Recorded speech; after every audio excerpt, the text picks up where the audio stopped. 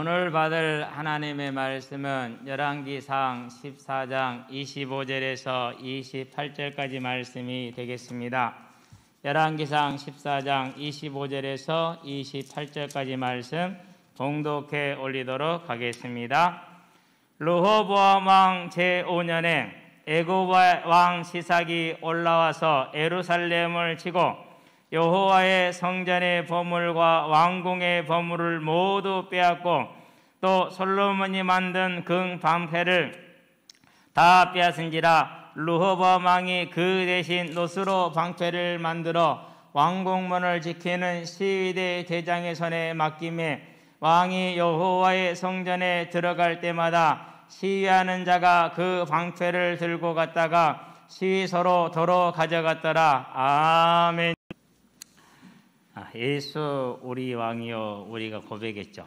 그래서요, 예배를 시작할 때 우리가 이제 인내성이다 이렇게 얘기를 하죠. 예수님을 모시는, 고백하는 그런 찬양인데요, 상당히 중요하고 가장 중요한 부분 중에 하나죠. 오늘 우리의 예배를 받으실 분은 하나님인 줄로 믿습니다. 우리를 구원하신 예수님인 줄로 믿습니다. 지금도 우리를 하나님의 길로 설 수 있도록 붙드시고 힘을 주시는 성령님인 줄로 믿습니다. 오직 그 하나님을 바라보고 그분께 영광과 찬송을 돌리시게 되기를 바랍니다. 그래서 예배 시간에 내 문제 해결받아야지 라고 이렇게 앙앙하고 있는 것은 바른 모습은 아니에요. 오늘은 무슨 시간이라고? 이 시간은요, 하나님께 영광을 돌리는 시간. 자, 저와 여러분 오늘 하나님을 찬양하며 하나님이 우리의 찬양과 예배를 받으시는 가장 복된 시간, 우리가 앞으로 영원히 누리게 될 천국의 그 모형을 찬양하며 누리는 시간인 줄로 믿습니다. 그래서 오늘 전체 예배, 오늘 이제 낮 예배가 있고 찬양 예배가 있잖아요. 여러분들 빠지지 마시고 다 챙겨서 하나님께 영광 돌리시게 되길 바랍니다. 왜 그렇습니까? 그분이 세상을 통치하고 다스리고 계세요. 저와 여러분은 그분 앞에 무릎을 꿇는 것이지, 그래 내가 섬겨줄게, 이게 아니에요. 오늘 하나님을 섬기는 예배가 저와 여러분의 삶에 온전케 되고 회복되기를 바랍니다. 이 예배가 회복되면 어떻게 됩니까? 세상을 움직이는 능력이 저와 여러분을 통해서, 세상을 움직이는 능력을 가지신 하나님이 저와 여러분의 주인으로, 세상을 움직이는 그 능력의 하나님이 저와 여러분의 뭐로요? 식주인으로, 이제 모든 문제와 일과 사건 속에 우리가 온전한 예배 속에서 그분의 능력을 누리는 복된 길로 오늘 이 시간을, 오늘 하루를 온전히 하나님께 드리시게 되기를 바랍니다. 그래서 2022년 온단 메시지를 우리가 받으면서 더 좋은 부활이다, 어떻게 하자고 그랬습니까? 예배를 회복하자. 예배 회복하시게 되길 바랍니다. 왜 그렇습니까? 하나님은 무한하십니다. 우리는 그 무한함을 이해할 수가 없습니다.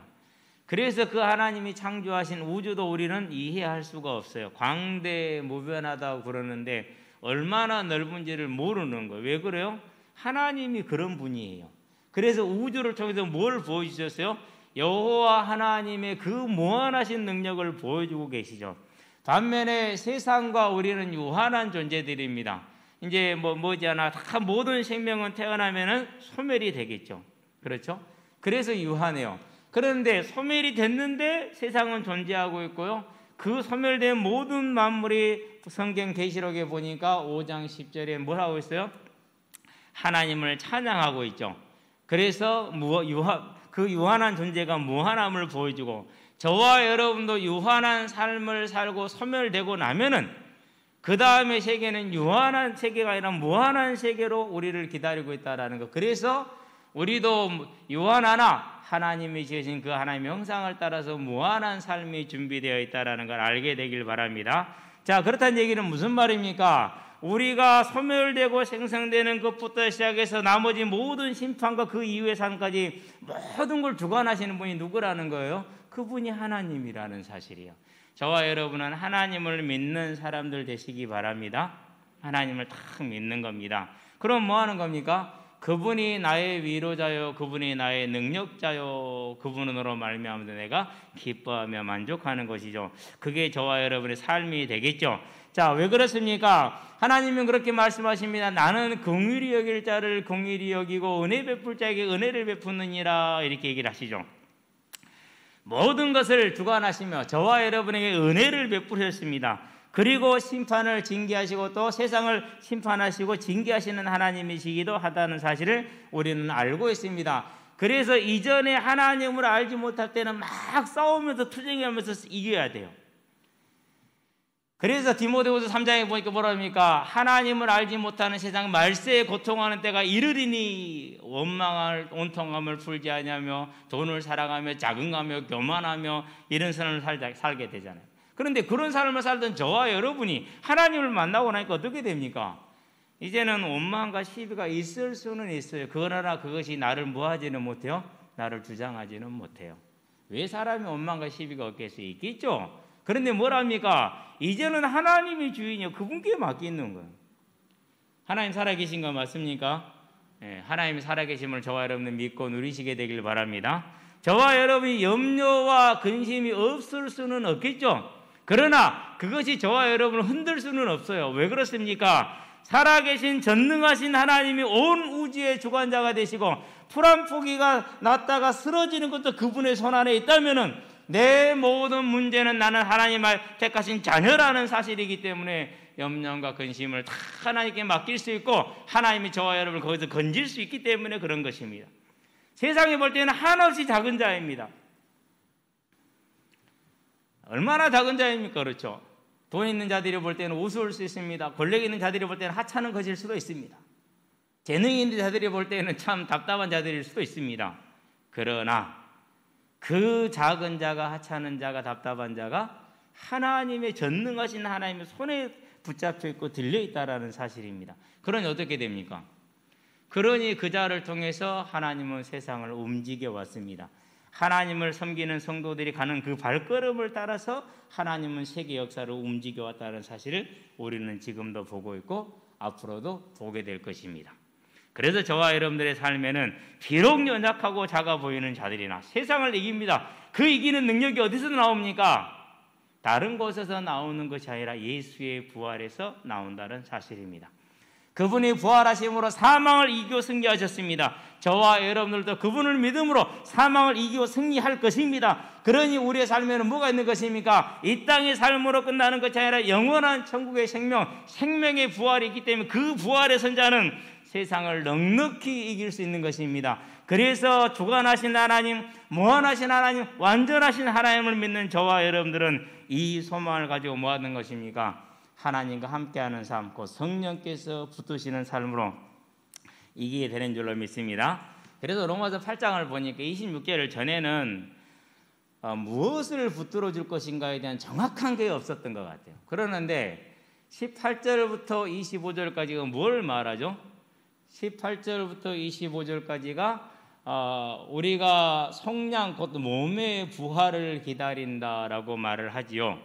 그런데 이 몸의 부활을 기다리기 때문에 참음으로 인내할지라 했는데 저와 여러분들이 그게 잘 안 된단 말이죠. 그러니까 26절에 뭐라고 말씀하십니까? 이와 같이 성령도 말할 수 없는 탄식으로 우리를 돕는다, 그렇게 얘기를 했어요. 즉 저와 여러분들이 이 소망에 설 수 있도록 성령이 오늘도 우리를 온전히 붙들고 있다는 사실을 아시게 되길 바랍니다. 자, 그렇다면은 오늘 저와 여러분들이 이 다스리시는 하나님을 믿는 길이 뭡니까? 그것이 내 생각과 내 감정과는 달라도 말씀에 나를 순복시키는 것입니다. 저와 여러분을 하나님의 말씀에 순복시키시게 되길 바랍니다. 그럴 때 다스리시는 하나님이 자기에게 청종하는 자를 기뻐하시면서 저와 여러분의 삶의 주인이 되심으로 우리에게 생명을 주시고 더욱더 풍성히 얻게 할 줄로 믿습니다. 반면에 우리가 그 하나님을 주인으로 섬기지 않으면 사단은 어떻게 합니까? 우리를 도둑질하고 죽이고 멸망시키되 나만 죽이는 게 아니라 후대와 그 다음 후대까지도 내 주변의 모두를 고통으로 밀어넣죠. 저와 여러분은 그런 자들이 아니라 생명의 사람들이 되기를 주의 이름으로 축원드립니다. 본론입니다. 다스리시는 하나님입니다.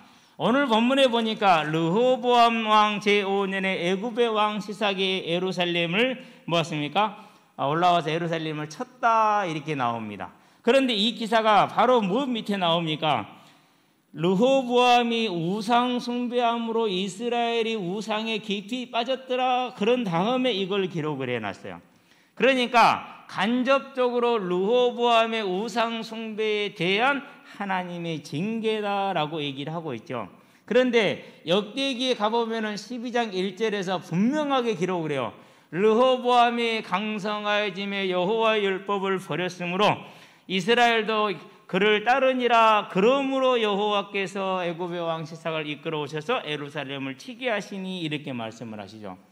저와 여러분들이 우상을 숭배하는 일은 단순히 저와 나 자신만을 어렵게 하는 일이 아니라 내 자신과 후대와 가문과 나라를 어렵게 한다는 사실을 기억할 수 있게 되길 바랍니다. 그래서 본문은 열왕기상 14장인데 중심적으로 볼 수 있는 건 역대하기를 가지고 보도록 합니다. 르호보암의 나라가 견고하고 세력이 강해짐에 그가 여호와의 율법을 버리니 온 이스라엘이 본받은지라 이렇게 얘기를 했어요. 그러니까 그 다음 절 2절에 보니까 그들이 여호와께 범죄하였으므로 르호보암 왕 제5년에 애굽 왕 시삭이 예루살렘을 치러 올라왔다 그렇게 얘기를 하죠.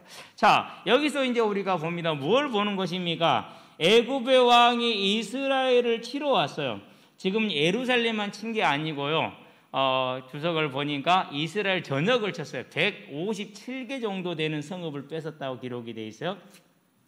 근데 근거를 제시를 안 해놨어. 아마 다른 곳에서 찾아내는 것 같은데요. 아직은 뭐 정확한 근거는 제가 제시를 못하겠지만은 그래서 이제 전쟁이 일어난 겁니다. 자, 그럼 우리는 여기서 뭘 보는 것입니까? 유다가 대단히 강성해졌어요. 열왕기하 11장에 보니까 5절에서 12절에 유다 전역에다가 아주 견고하고 튼튼한 성을 쌓았어요. 대단히 힘든 일이죠. 그렇죠? 예. 그러고 뭐 했느냐? 그런 다음에 거기에 많은 군사를 두고 많은 식량을 두고 많은 병기를 배치해 놨어요. 아주 전쟁 준비를 충실하게 한 것이죠. 자, 11절에 보니까 르호보암이 그 방배하는 성읍들을 더욱 견고하게 하고 지휘관들을 그 가운데 두고 양식과 기름과 포도주를 저축하고 모든 성읍에 방패와 창을 두어 매우 강하게 하니라. 유다 베냐민이 르호보암에게 속하였더라라고 역대하 11장 11절 12절에는 그렇게 얘기를 하고 있죠. 완전한 준비를 딱 해놓은 겁니다. 그래서 하나님도 그걸 인정해서 유다가 뭐 했다? 르호보암이 세력이 견고하고 강성해졌다라고 말을 했어요. 누구하고 싸워도 자신 있어 덤벼봐. 이게 생긴 거야 이제 뭐 여로보암 싸우면 해 이제. 그러니까 이제 여로보암은 항상 전쟁을 하게 되죠. 한번 좀 더 다뤄봐야 될 내용이긴 한데요. 이런 이제 자신감이 생겼죠. 그러는데 그런 자신감을 가지고 있다 보니까 이제 자기 안에 있는 이제 우상이 나온단 말이죠. 타락이 나온단 말이죠. 하나님께서 누구를 격동시킵니까? 애굽의 왕을 격동시킵니다. 일어나라. 뭐하냐? 가자. 그럼 애굽의 왕만 올라왔냐? 아니, 애굽의 왕이 올라오면서 이제 애굽에서 이스라엘까지 올라오면 길이 필요하잖아요. 거기에 있는 민족들 다 끌고 왔어요. 가자. 이스라엘 가서 탈취를 하되 너희들 마음대로 할 수 있도록 내가 허락해 줄게. 탈취한 건 다 니들이 가져. 그래 놓으니까 이 주변 민족들이 얼마나 신이 났겠어요. 독이 오를 대로 올랐죠. 더군다나 유목 민족들이거든요. 오늘 이제 역대기에 보니까 뭐라는 3절에 보니까 이렇게 나옵니다. 애굽에서 그와 함께 온 백성 곧 리비아와 숙과 구스 사람이 헤아릴 수 없이 많았더라 그랬어요. 다 어디냐? 광야 40년 동안에 이스라엘이 지나왔던 유목민들이에요. 그러니까 이 사람들 싹 끌고 온 거예요. 수가 모래같이 많이 끌고 올라온 것이죠. 자, 그래도 이 수가 많았다 하지만은 르호보암은 분명히 완전한 준비를 해놨단 말이죠. 근데 뭐가 됐어요? 아무런 힘을 발휘할 수가 없었어요. 아무런 힘을 발휘하지 못했어요. 마치 언제처럼요? 여호수아의 군대가 칼도 없어요. 몽둥이 하나씩 들었어요. 그런 여호수아의 군대가 가나안을 치러 가는데 여리고성을 어떻게 정복했어요? 한 번에 소리 지니까 무너졌어요. 그렇죠. 그리고 이제 10장에 보니까 남부연합군이 모이죠. 남부연합군이 모였는데 하나님이 뭐라고 10장 8절에 두려워하지 말라. 내가 저들을 너의 손에 붙이리라. 하나님이 앞서서 싸우고 이스라엘은 뭐만 하면 돼요? 노력만 하면 돼요. 그러니까 이제 칼 같은 게 많이 생겼을 것 같아요. 그 소식을 듣고 북부연합군이 모였어요. 11장이죠. 6절에 말씀하십니다. 하나님은 걱정하지 마라, 두려워하지 마라. 내가 저들을 너의 손에 붙이겠다. 이제 북부연합군은 가나안 7족속 다 모였습니다. 그런데 전쟁이 됐어요, 안 됐어요? 안 됐어요, 전쟁이. 왜요? 하나님께서 그 북부연합군을 누구 손에 붙였어요? 말씀대로 여호수아 손에 붙였기 때문에 싸움이 안 되는. 마찬가지입니다. 르호보암이 아무리 방비를 튼튼하게 해놨어도 하나님이 르호보암을 애굽의 왕 시삭에게 붙였기 때문에 그 방비가 소용이 있어요, 없어요? 아무런 소용이 없어요. 그래서 이 르호보암 애굽의 왕 시삭이 올라와서 뭘 털었다고 그렇게 얘기를 하죠? 자, 그 나라의 가장 심장부가 어디입니까? 두 군데입니다. 하나는 성전이고 하나는 왕궁입니다. 그래서 왕궁과 성전의 보물을 다 빼앗았다고 기록해요. 그런 다음에 이스라엘에는 다른 나라에 없는 게 하나 있어요. 뭐예요? 금이 많아서 솔로몬이 큰 금방패 100개, 작은 거 300개, 그래가지고 여기저기 두었는데 나무 궁전에도 두었더라, 백향목 궁전에도 두었더라. 그러니까 자기가 쓰는 별장 궁전에도 두었단 말이에요. 그 모든 걸 다 뺏겼어. 이스라엘의 금방패는 솔로몬의 영광과 영화와 부귀의 상징이거든요. 강성의 상징이고. 그건 다 뺏긴 거예요. 그러니까 아무리 노력을 하고 아무리 강성하나, 야, 르호보암의 나라가 견고하고 세력이 강해졌죠. 그런데 소용이 있어요, 없어요? 아무런 소용이 없는 거예요. 그래서 시편 127편 1절에 보니까 뭐라고 말씀하고 있습니까? 여호와께서 집을 세우지 아니하시면은 사람의 수고가 헛되고, 여호와께서 성을 지키지 아니하시면 파수꾼의 경성함이 허사로다라고 말하죠. 여호와께서 집을 세우지 아니하시면 세우는 자의 수고가 헛되며 여호와께서 성을 지키지 아니하시면 파수꾼의 깨어있음이 헛되도다. 아무리 애를 쓰고 노력해서도 하나님이 세우지 않으면 방법이 없는 겁니다. 그래서 다 뺏겨버리죠. 자, 이 일로 말미암아서 북이스라엘과는 조금 그래도 유다는 달라요. 왜 다르죠? 역대하 11장 17절에 보니까 이렇게 나옵니다. 그러므로 3년 동안 유다 나라를 도와 솔로몬의 아들 르호보암을 강성하게 하였으니 이는 무리가 3년 동안을 다윗과 솔로몬의 길로 행하였습니다라 그랬어요. 자, 이렇게 3년 한 다음에 2년 안에 다 타락한 거니까 하나님의 징계가 빨리 왔어요. 뭐가 있는 거예요? 그러니까 하나님의 은혜가, 하나님의 사랑이 르호보암한테 있는 것이죠. 그렇게 해서 이제 이렇게 나라가 어려워지니까 유다의 방백들이 역대하 12장 5절에 보니까 그때 유다 방백들이 시삭의 일로 예루살렘에 모였는지라 그랬어요. 왜 모였을까요? 싸우기 위해서 모였을까요? 저는 그렇게 생각하지 않아요. 왜요? 이미 싸움은 결정이 다 났어요. 이제 더 이상 싸울 수 있는 힘이 없어요. 왜 모였느냐? 우리가 하나님께 범죄하였다라는 그 회개를 위한 모임이 이루어진 거예요. 그러니까 하나님 누구를 보냅니까? 하나님의 선지자 스마야를 보냅니다. 이 일이 너희의 범죄로 말미암은 일이다. 하나님께서 신명기에서 말씀하신 대로, 레위기 10장에 말씀하신 대로 너희가 우상을 숭배하심으로 이방 족속을 들어서 너희를 치는 것이다. 이렇게 얘기를 하죠.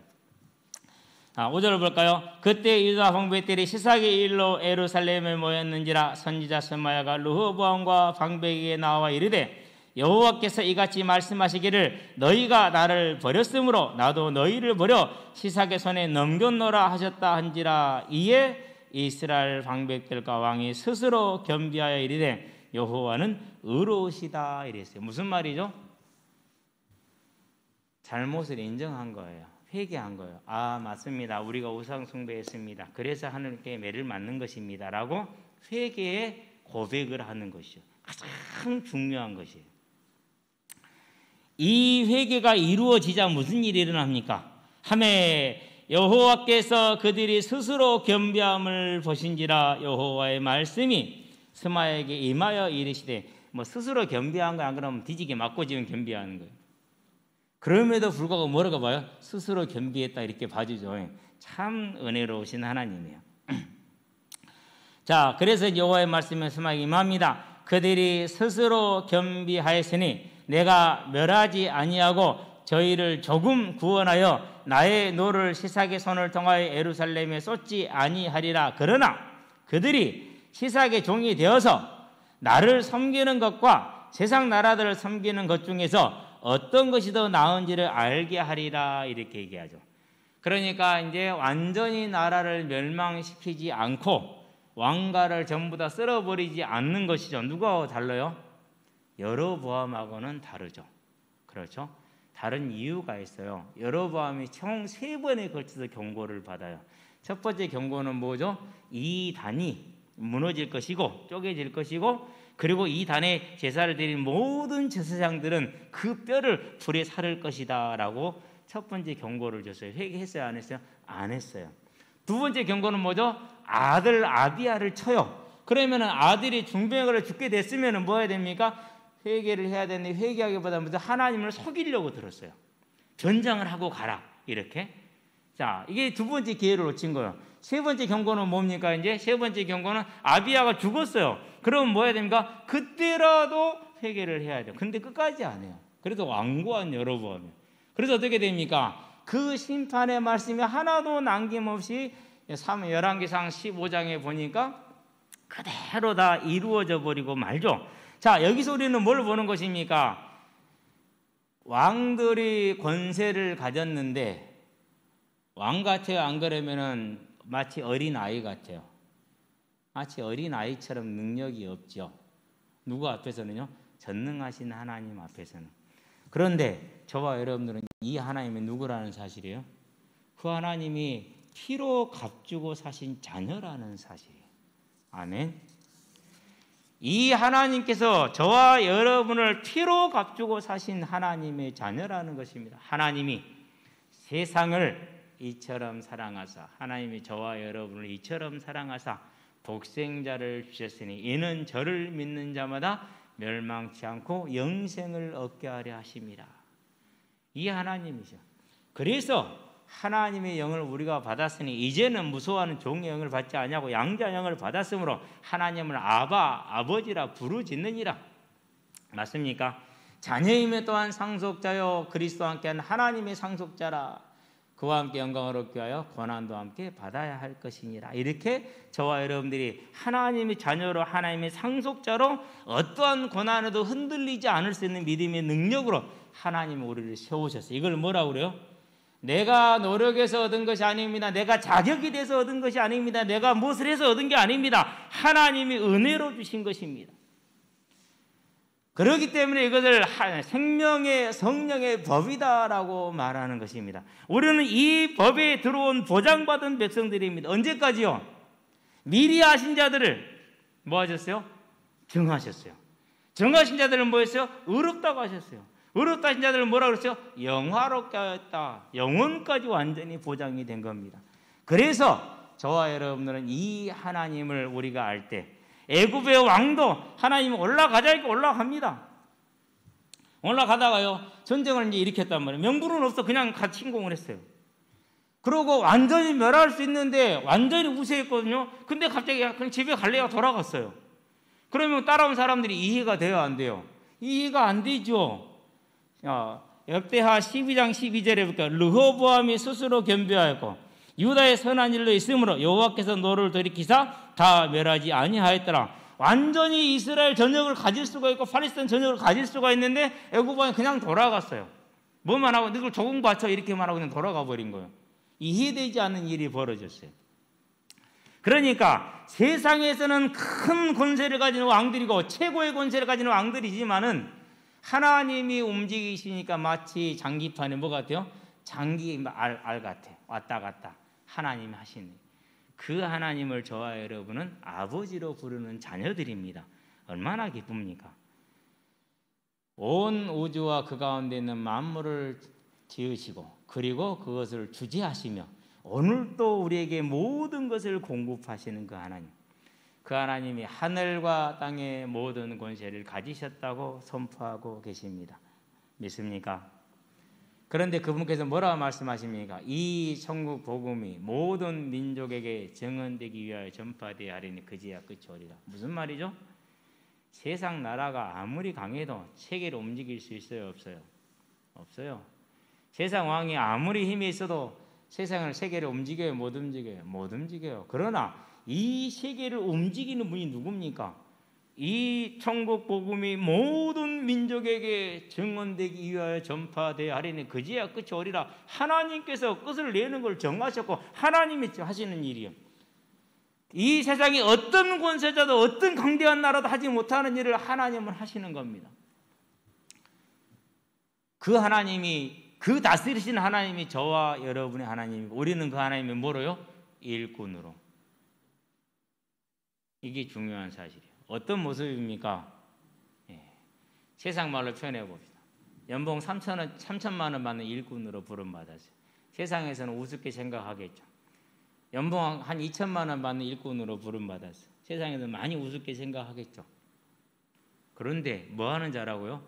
어떠한 제국도 어떠한 왕도 하지 못하는 일을 하시는 그 하나님의 일꾼으로 부름받았기 때문에 저와 여러분은 어떤 것도 두려울 것이 없고 어떤 것도 아쉬울 것이 없는 하나님의 자녀라는 사실을 기억하시게 되길 바랍니다.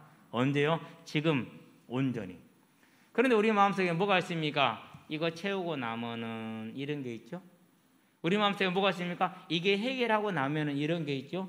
그래서 뭐라 그래요? 주제를 모른다고 그러는 거예요. 내가 가만히 생각해 봤어요. 설교를 하기 전에. 너는 주제를 아느냐? 너는 주제를 아느냐? 이번 한 주간 동안에 정말 저와 여러분 내 자신이 누군지, 내가 어떤 자의 손에 붙들려 있는지를 아시기를 주의 이름으로 축원드립니다. 알아야 돼요. 저와 여러분은 이 세계를 역사상 그 강력했던 어떠한 제국도 나라도 어찌하지 못하는 이 세상을 하나님은 마음껏 주무르실 수 있는 그런 하나님이고 그 하나님의 일꾼으로 저와 여러분이 그분의 손에 붙들려 있다는 사실입니다. 권세자들 로마 13장 1절에 뭐라고 합니까? 세상 권세자는 하나님이 세우지 않은 게 하나도 없다 이렇게 얘기를 했습니다.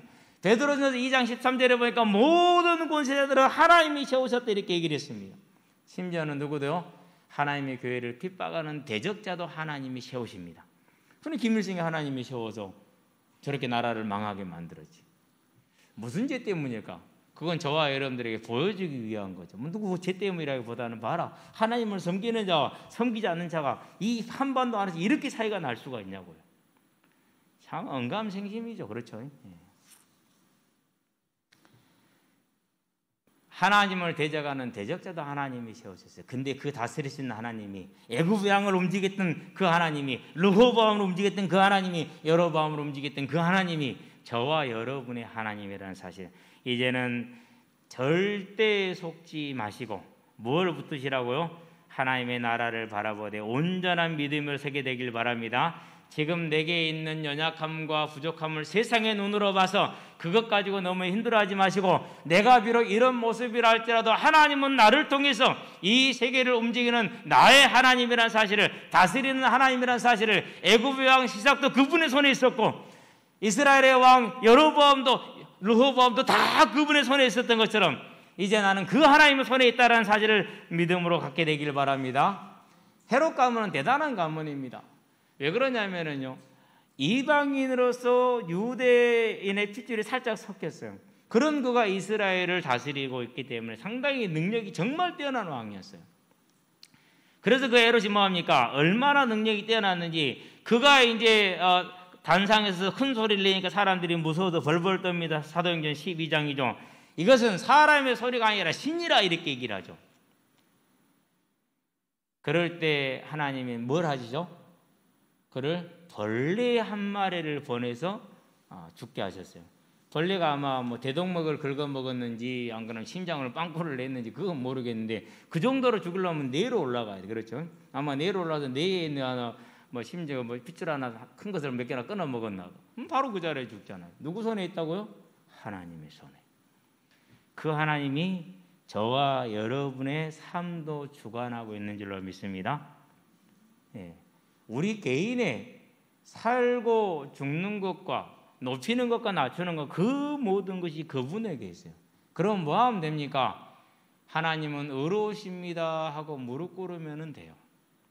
하나님은 의로우십니다 하고 기쁨으로 감사함으로 조용히 기다리면 돼요. 저와 여러분은 그런 자들이 되시기를 바랍니다. 그게 믿음이라는 것이죠. 저와 여러분 이 믿음을 다 가지고만 있으면은요, 마음이 조금 불편할 때도 있기는 해요. 그런데 뭐 할 수 있어요? 하나님 살아계시지. 아, 내가 또 실수했구나. 죄송합니다 하고 다시 하나님을 믿고, 그리고 그 하나님이 내게 말씀한 대로 나를 쳐서 복종시키는 것이죠. 저와 여러분이 전도자의 삶을 살다 보면은 마태복음 10장에 보니까 뭐라 그러니까 내가 너희를 양을 이리 가운데 보내는 것 같아 비둘기처럼 순전하고 뱀처럼 지혜로워라 이렇게 말씀을 하시죠. 자, 이렇게 이제 어려운 길을 저와 여러분을 보냈습니다. 이리 가운데 양을 보내면 어떻게 됩니까? 찢어 발기는 건 일도 아니죠. 같이 싸우지도 못하지, 거짓말도 못하지, 아무것도 못하잖아요. 그렇다 해서 복음을 전하는 일을 멈출 수는 없잖아요. 그런데도 불구하고 뭐라 그럽니까? 너희는 머리털까지 다 세신바 되었느니라. 그러니 더 이상 염려할 것도 없고 걱정할 것도 없고 불평할 것도 없고 원망할 것도 없고 하나님 살아계시니까 그 하나님을 믿으시기를 주의 이름으로 축원드립니다. 그래야 돼요. 그렇게 될 때 어떻게 됩니까? 그렇게 할 때 하나님은 히브리서에 보니까 4장 15절에 우리의 연약함을 체험했다 안 했다? 체험했죠. 어떻게 체험합니까? 마태복음 26장에 보니까 감람산에 올라가셔서 기도하는데 제자들한테 이렇게 말합니다. 내가 고민하여서 죽겠다. 그러니까 나를 위해서 좀 기도 좀 해라. 아서본게 자고 있어. 아야, 그것도 못하냐? 서운하다. 좀 기도 좀 해라. 그것도 못 해주고 자냐? 에이 새끼들, 기도 좀 해줘. 다시 올라가.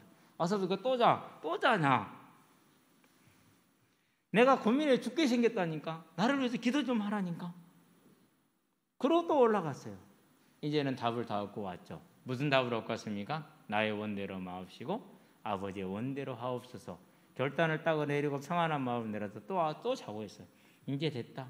자고 쉬라. 이렇게 얘기를 하시죠. 저와 여러분의 모든 삶을 내가 고민하여 죽게 되었다. 다 체험했다 안 했다? 하셨다라는 사실이에요. 무엇이 두려운 게 있습니까? 무엇이 마음에 맺힌 것이 있습니까? 무엇이 서운한 것이 있습니까? 두려운 거 걱정되는 게 있습니까? 주님 다 겪으셨어요. 그러고 이제 잡으러 왔어요.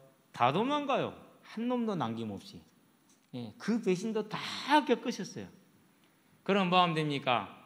저는 그리스도 살아계신 하나님 이 고백하고 하나님께 맡기고 저와 여러분 다스리시는 이 하나님을 믿음으로 뭐 하면 되죠? 이제 이 일을 통해서 하나님이 원하시는 일을 이루시옵소서.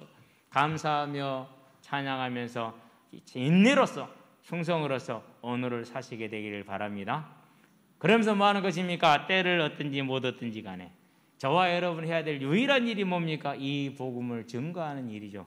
그 일에 저와 여러분의 삶이 있게 하시게 되길 바랍니다. 결론입니다. 더 좋은 부활입니다. 세월 아끼시게 되길 바랍니다. 오늘 가면은 다시는 돌아오지 않습니다. 그래서요, 지금도 돌아보는데요, 참 감사한 게 한 가지가 있어요. 뭐가 감사하냐? 연약하고 부족하고 때로는 틀리기도 했지만 어쨌든지 간에 한 가지 목표를 향해서 열심히 달렸다라는 사실이에요. 그러면서 많은 게 수정이 됐어요. 처음에는요, 오직 성령이 너에게 임하시면 너희가 권능을 받고, 그래서 그 권능을 막 죽은 자를 살리고 귀신을 쫓아내고 병을 고치고 막 그런 걸로만 알았어요. 또 간증 들으니까 다 그러더라고. 그래야 되는 줄 알았죠.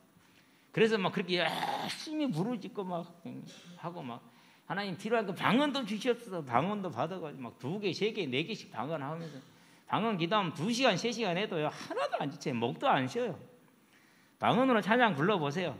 뭐 그런 성화가 따로 없어요. 못 알아들어서 문제지. 내가 찬양을 부르니까 나는 알지. 근데 들은 사람이 뭔 소리인지 몰라서 문제지. 우리 청년들은 기억 안 해봤을 거야. 감사해. 다 겪어보게 하신 거에 대해서. 근데 그런 권능은 안 오대. 죽은 자가 안 살아나고. 얼마나 답답하든지. 아니 죽었는데 살려야 되는데 안 살아나. 아 진짜. 병든 자야 뭐 이제 놔두고 귀신도 뭐 그건 되고 죽은 자는 안 살아나. 그런데 어느 날 보니까 계시록을 읽다 보니까 빌라델비아 교회에 하나님이 뭐라고 말씀하시느냐? 적은 능력으로 네가 충성하였음에 그렇게 얘기를 하세요. 너희 앞에 둔 문을 내가 닫지 아니하리라. 천국을 확실히 보장하시는. 그러면 적은 능력이라는 게 무엇을 말했을까? 적은 능력이 뭐죠? 믿었는데 믿음의 어떤 증거나 능력들이 별로 없어요. 핍박은 거센데